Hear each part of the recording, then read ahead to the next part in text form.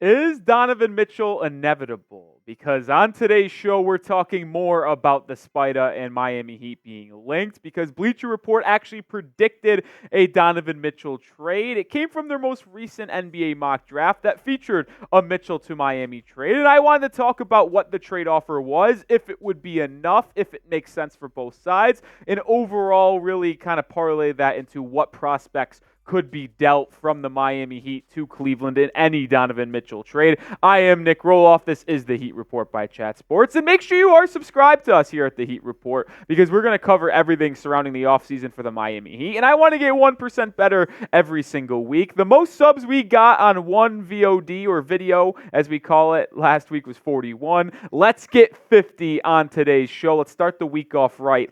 You know, that's a tone setter. So let's do it. Hit that sub button. All right, here is the Donovan Mitchell trade that was, suggested, predicted, whatever you want to call, from Bleacher Report. The Heat obviously get the Spida coming to the 305, which we've talked about in depth quite a bit. But here's the intriguing part to me. The Cavaliers are receiving Tyler Herro, Jaime Jaquez Jr., the 15th pick in the 2024 NBA draft, a 2030 first-round pick, and then a 2029 first-round pick swap.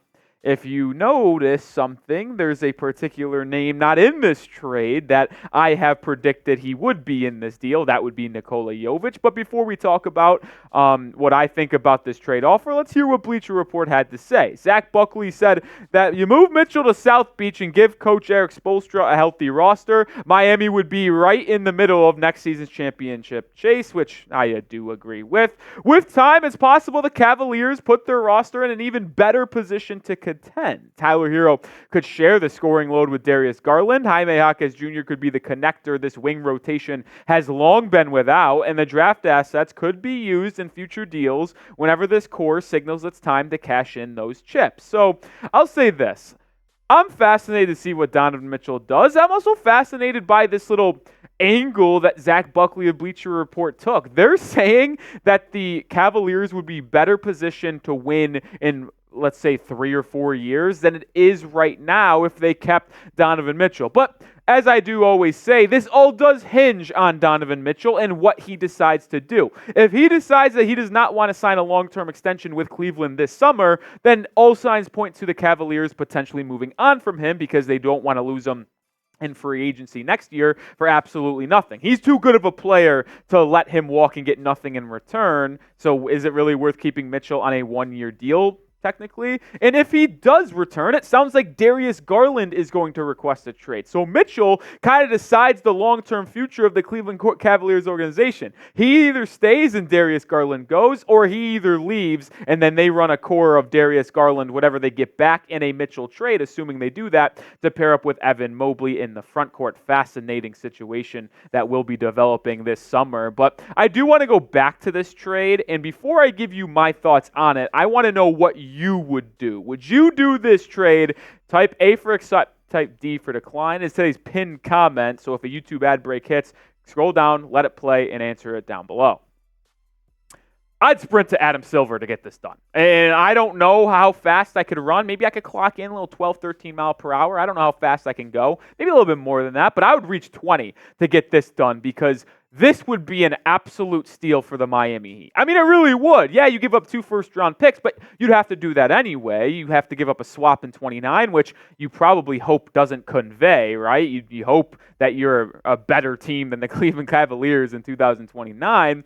And you only have to give up Tyler Herro and Jaime Jaquez Jr., which Herro is an absolute lock to be in a Mitchell trade, but it's Jaime Jaquez Jr. and no Nikola Jovic, because I have repeatedly said on this show that any Donovan Mitchell trade would have to feature both Jaquez and Jovic. That's at least how I feel. And I do find it incredibly unlikely that Cleveland would accept an offer from Miami that doesn't feature both Jovic and Jaquez. And why should they? You looked, and we have looked, at other teams that could be interested in Mitchell.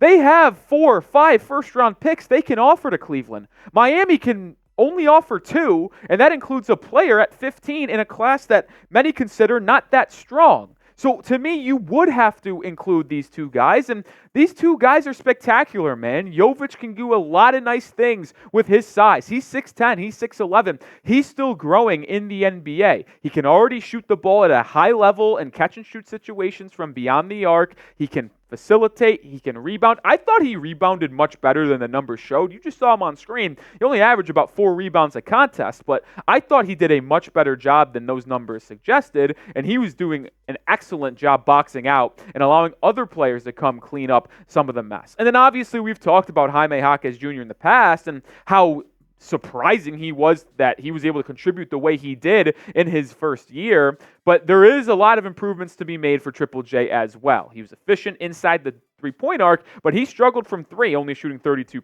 from the field. And in today's NBA, that really is just not acceptable for someone that plays the wing spot. Like, that's a center, sure, but a forward that plays 6'6", 6'5", that plays the 2-3, small ball 4, you're going to need more three-point shooting from Jaquez, and I do believe that he will be able to improve in that area and really make another stride, if you will, if he's on the roster next year or maybe just in Cleveland overall.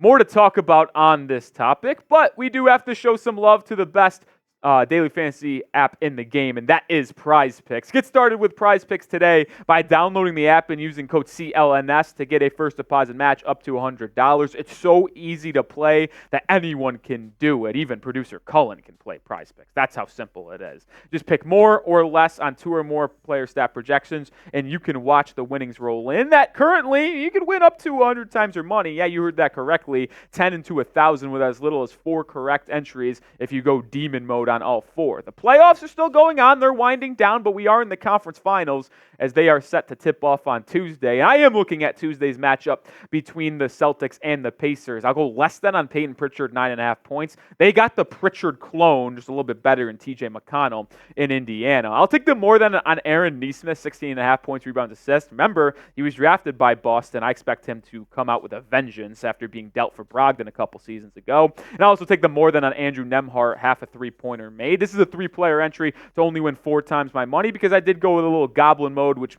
lowered the winnings I could have, but it also lowers the risk. And you can do that. You can increase your risk, but increase your payout. That's the best part about Prize Picks. They make it versatile. They make it and it's customized really to how you want to play it. So once again, download the app and use code CLNS to get a first deposit match up to $100. Or I made it simple for you. You can just click the link in the description and comments of today's video. That is prizepicks.com/CLNS. And then input that code CLNS to get a first deposit match up to $100. Once again, shout out Prize Picks for sponsoring today's video.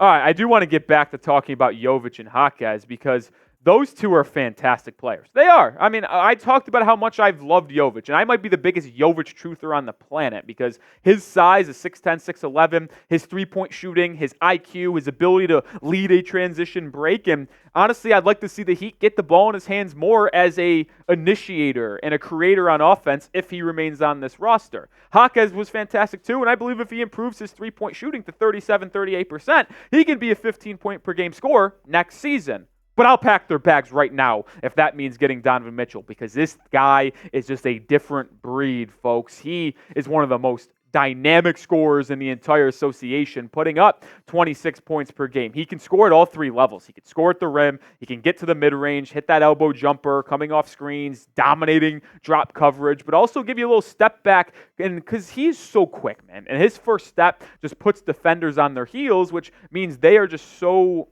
worried about getting blown by that the jumper is there for him. And his three-point shooting has gotten a little bit better in the regular season, which has been something that I have kept my eye out for because he's needed to do that. And he has just been utterly fantastic in the postseason. And we are going to update this graphic, including his most recent playoff run after this video, so just stay up to for that because we'll show this again for sure. But he was absolutely dominant against the Magic, and the Boston Celtics. But he's done it for his entire career, averaging 24 points per game in his rookie season, right? And then he averaged 36 against the Nuggets in the bubble, and then came back and made a solid run, averaging 32. Like, this guy is a bona fide scorer in the postseason, and that is everything that Miami needs because they have been one step behind opponents in the playoffs in terms of their ability to score with them. Like, how many times have we came on here in just the past year in the Eastern Conference Finals, in the NBA Finals, this postseason, this regular season, and I had to come up here and talk about how the Heat struggled to score in the second half and struggled to score in the fourth quarter? Too many times is the answer, because I can't even count them on my fingers. It's been more than 10. I know that for sure. Mitchell would help solve a lot of those issues because he can give you scoring from the perimeter, score in the mid-range, scoring at the rim, put pressure on opposing defenses. That's the guy they have to game plan for, which would only free up Bam and Jimmy, because Bam and Jimmy has always been the two guys that the opposing defense key in on. But now if you have to key in on Donovan Mitchell, it just allows those two to go get more easy looks in one-on-one coverage. The Miami Heat would be a very versatile and tough team to defend, but you would also still have the grittiness and toughness because that's the type of player Donovan Mitchell is. So let me ask you this, and I want you to be honest for me. Would you trade both Nikola Jovic and Triple J Jaime Jaquez Jr. for Donovan Mitchell? If you would, and you're like me, type Y for yes. If you want to keep the two young guys, or at least just keep one of them, type N for no. I'll say this, and before I actually analyze what I said here in the bottom of the screen, if you do want Donovan Mitchell, you do have to trade both of them in all likelihood. So just want to keep that out there. But one thing is clear for me. The Miami Heat cannot keep a Terry Rozier Herro backcourt for another season. And I know this might be quick to say, and it's a little bit harsh because they didn't really get to play together that often this past year. But I just don't feel like, and maybe you guys disagree and you guys can let me know, but I don't see a way that you can bring back this roster for a sixth season. And I get Rozier was only here for 35, 36 games last season, but your main three guys being Herro, Jimmy, and Bam, it's been 5 years. Yes, they've got to the finals twice, but there's been so many injuries. Herro wasn't even a part of one of the finals runs. Like, to me, if you were to bring back those three guys, I just think you're not being serious about this upcoming season. That is how I truly feel. So if you want to go make a move to get this roster fresh, get the locker room in a better vibes, because the vibes just were not the same last year. They weren't. The power of friendship might be dead, folks, and that is not good for the Heat. So to me, I think you got to move off Herro, too. And if you were to tell me that Rozier is on this roster next year, I'd be okay with that. Like, I'm not going to be mad if Terry's on this team because he was good for a solid stretch of the end of last year. I just don't think Tyler Herro can be that guy, and you might have to move off of him for a first-round pick, or if you could trade him for better, like, fits on this roster, like a more defensive three-point guy, like a Duncan Robinson type, but plays defense because you need it alongside Rozier in the backcourt. As much as I hate to say it, but you might have to move off Herro just to get a better fit on this roster, get more athletic, get more big, get more defensive, which is crazy to say because the Heat are still a good defensive team. But we've seen them struggle defending at times in one-on-one situations against the Jason Tatums, the Jaylen Browns of the world. All right, that's going to do it for today's video. Make sure you are following me on Twitter at Nic_Rohloff. Continue the conversation surrounding the Miami Heat over there. We're going to bring videos every single day, but if you want content in between then, my Twitter is the best spot for that. So give me a follow at Nic_Rohloff.